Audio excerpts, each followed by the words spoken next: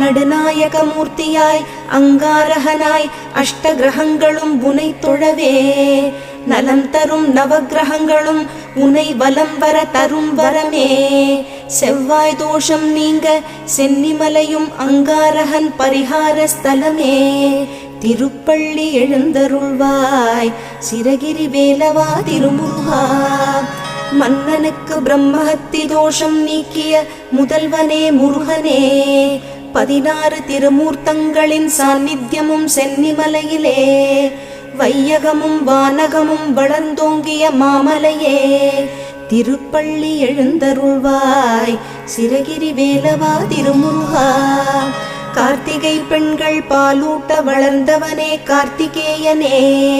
முருகனாய் வந்துதித்த மோகனமே சக்திவேலனே. சூரர் குலம் வேரறுக்கத் தோன்றிய குலவிளக்கே. திருப்பள்ளி